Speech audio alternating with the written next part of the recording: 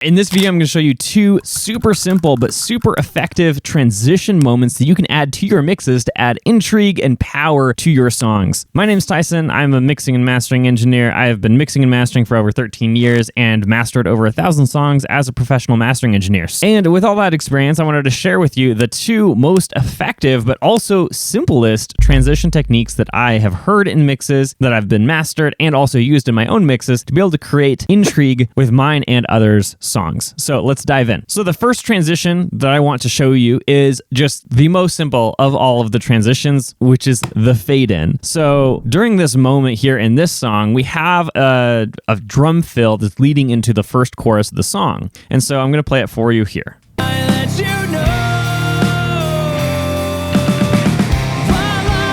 So it's just rolling the snare, nothing really that special about it. Honestly, kind of boring. But after we're done with this, we're going to add just enough feeling to this transition, this fill, that is going to make a much bigger impact going into the chorus. So let's dive in, and all we're going to do is pull up our automation panel, so hitting A on our keyboard, and we're going to just add a little bit of fades here. And I'm going to increase the end of this fill by about a decibel, and then we're going to decrease the beginning by 3 to 4. So here's that transition now. Okay, so now all of a sudden we just added this very simple fade in, just with volume. And already there's way more energy inside of this transition, because oftentimes when we're mixing, we're removing so many dynamics from the track, especially from a macro standpoint, that our mix feels a little bit kind of sad at the end and dynamicless, if that's a word. So this is just an easy way to add a little bit of dynamic back into the track, especially during these transition critical moments, to keep our listener engaged with the song. So this is actually adding enough dynamics that, okay, now there's this snare that's coming out of the mix at me, and then I'm switching back to the vocal right after this. So there's just these small transition moments are really important to keep your listener engaged throughout the song. Okay, so that's the first one. The second one is later in this song I wanted to show you, and this is leading into a solo right after the bridge of the song. So let's just listen to the transition as is.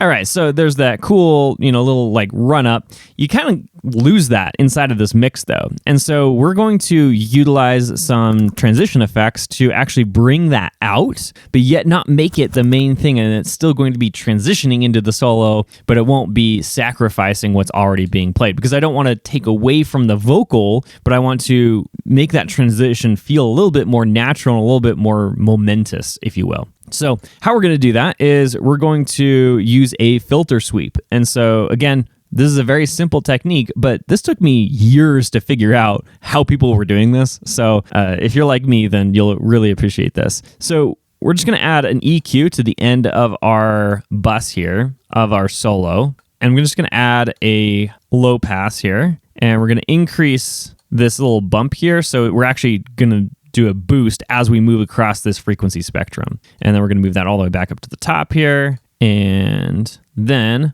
now that we have our automation panel still pulled up, right? If you forgot how to do that 3 minutes ago, hit A.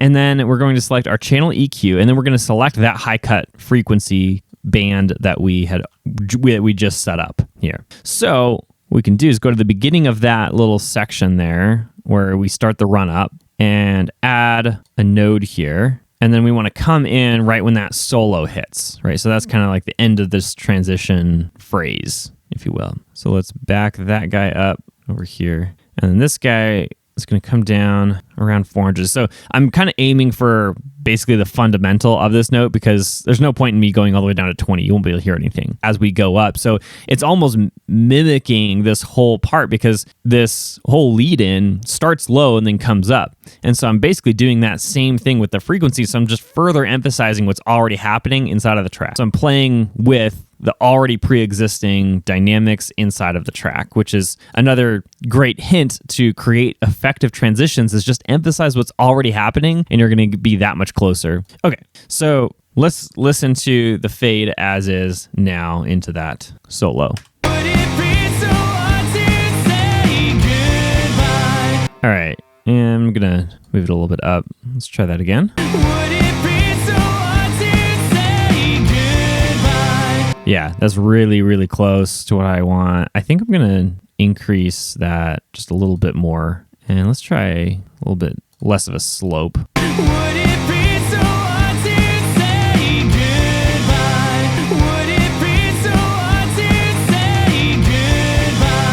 Yeah, there we go. Let's listen to it in context a little bit more.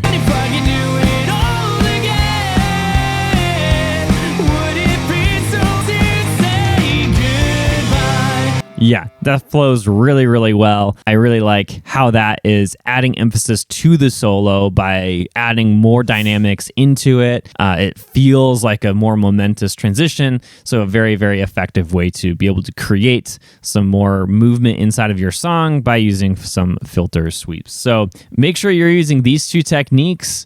The fade in or just volume automation during transitions. Sometimes you can just cut out everything in the mix altogether to be able to create a really effective transition, or just use a filter sweep to either do a single part during the transition or maybe even the entire mix with a filter sweep can be really, really effective in creating some more movement inside of your song. If you want to see my entire mixing process, there's a checklist down below that you can download for free. And also there's a free course, which is the 5 secrets to industry standard mixes. So if you want to figure out how to produce polished industry standard mixes, then make sure you're getting that course. Again, it's completely free for you down below. All right, with that, I'll see you in the next video.